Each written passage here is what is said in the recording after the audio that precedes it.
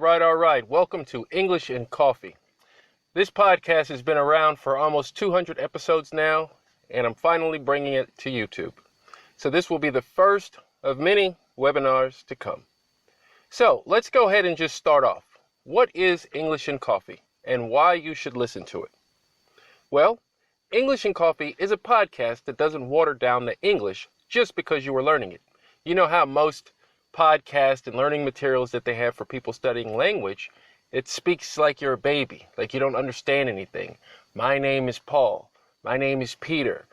Can I go to the movies? Basic questions that nobody uses in actual life. When you come to America, trying to speak that English you read in the textbooks or learned in class, it just doesn't work. People are speaking slang, they're speaking shortcutting words, changing up their speeds, as I'm doing right now. Just to give you an example.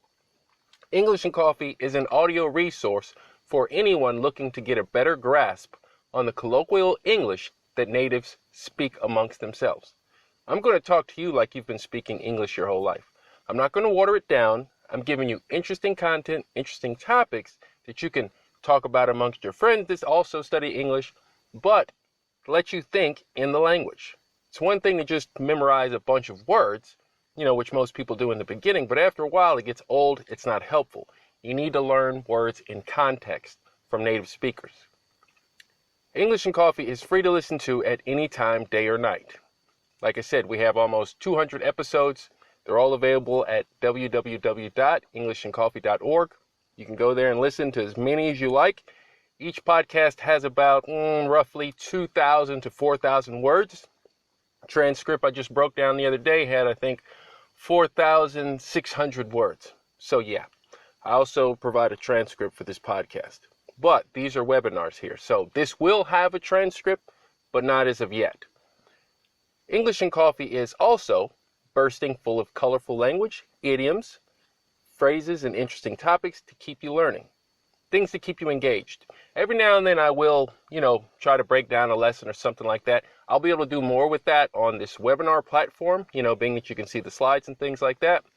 But most of the time I'll sit there, I'll change study hacks, exchange, listening tips. I know a lot of times people have problems with pronunciation, listening skills, finding good material to pick up, what to read. You can sit here and read Matilda, but is that really going to help you in a practical situation when you're talking to somebody at work? You're talking to people that are 20, 30, 40 years old, or maybe even 16, 17. Nobody's reading Matilda. Nobody's talking about Matilda. So I'm picking on somebody specifically with that by using the book Matilda, but you get me.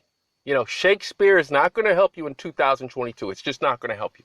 Unless you're trying to be a professor at Harvard, you might as well pick something else. It's better to just read modern day articles, men's journal, women's journal, anything like that. That's going to be more helpful than some outdated textbook that nobody even uses today. English and Coffee is available on all platforms: iTunes, Spotify, Anchor, Google Podcast, etc. So whatever platform you use to listen to your podcast or consume your audio, you can find me there. Who am I? My name is Demian, and I am the creator and host of the English and Coffee podcast. As you can hear my voice, this lovely voice that you better get used to hearing, because you will hear a lot of it, especially if you dabble into the podcast. I am also someone that studies a foreign language and understands the importance of finding quality audio to maintain a high level of motivation. I myself study Russian. I've been doing that, 5 years, pretty much on my own. I have a friend that I speak with. I've had other friends that I speak with. So I'm always engaged in the language. I watch movies. I listen to nothing but Russian music. That's what I do. So I will be helping you guys to get to that point to where you just immerse yourself in the language, even if you don't live in the foreign country. Because it's strange that people can live in the country of their target language and still not pick up the language. That means they're not actively applying themselves to learning the skill. Language is a skill. It's a system of many skills. You have your listening skills, your speaking skills, your reading skills, your writing skills. You have to decide what you want to work on. Do you want to speak a language? Do you want to speak English? Or do you want to read English and do nothing but read English? I'm sure when your friends say, hey, I heard you're learning English. Let me hear something. They don't want to hear you reading silently to yourself. So unless you can read aloud when you read, reading it like we're reading from this slide here. My name is Damian, and I am the creator and the host of the English and Coffee podcast. If you could read clearly like that, fine, but you won't always have text in front of you. So when they say, hey, do you want to go to a movie? You know, where this girl comes out of nowhere, this guy comes out of somewhere and hits you with some off-the-wall idea. Will you be able to communicate with him? For me, speaking has always been a key point. That was my whole reason for taking on the Russian language in the first place. But you're here because you're studying English, or whatever language brings you here and you found this video. I'm also a person that believes that the best way to learn a language is to integrate it into your everyday. It's not something you just sit down and have a session, 1 hour I'm going to study English or 1 hour I'm going to study French. No, you incorporate it into your everyday. Everything you do involves that language. If you can do it in your native tongue, you can do it in your target language. I am a lover of communication that enjoys the ability to exchange ideas with another through verbal speech. As we all know, speech comes in many forms. Communication, many forms, verbal, nonverbal gestures, things like that. But the ultimate goal, I feel, for myself and most people, is to be able to communicate the language freely, to express your ideas without, tripping over words, stumbling. We stumble in our native language, but I mean, when you're speaking to somebody, you want to be able to just speak clearly, communicate clearly. You don't have to have all the grammatical points, all your I's dotted and T's crossed. You don't have to be Einstein when you're trying to ask somebody if they want to hang out with you on the weekend. You want to have a cookout, basic communication, everyday English. Why have I created this channel? First off, to let more people know about this awesome podcast. Like I said, we have about 200 episodes coming up on it. I think I just recorded the 197th last weekend. Comes out once a week, but I want more people to know about it because I think this resource here could be a benefit to many people that just don't know about it yet. Also, I have created this channel to provide you with an opportunity to step away from the boring grammar videos and start using your English like a native. There's thousands of videos on here. We're going to talk about articles today. We're going to discuss what a simile is. We're going to help you use a metaphor in your language. Nobody learns English like that grows up here, right? I'm in America, the U.S. So nobody's learning English like that. Before we even go to school, we know how to speak. We're speaking, right? We're communicating. My stuff, I'll go ahead and tell you, primarily focused on communication, being able to open your mouth, say what you want in your target language. Also, I've created this channel to show you a different way of exploring the study of language, how to apply it to everyday things, how to utilize it. Don't just learn a language and put it in the cabinet to never be looked at again. You can sit there and read 50 books. Okay, I read 50 English books. Okay, well, tell me about them. And you can't even put together a complete sentence. What is that? How good is that, right? Like I said, you won't have a book in front of you every single time. And when you sit here and learn these phrases about going to the airport, going to the bathroom, nobody talks like that once you get on the other side of it, right? Somebody might have a bad attitude one day and they say, what the heck do you want, right? That's not in your book. That is definitely not in your book, but you need to be able to understand that. Or somebody might be pissed off, cuss at you. What are you going to do? What are you going to do then? It's not in the book.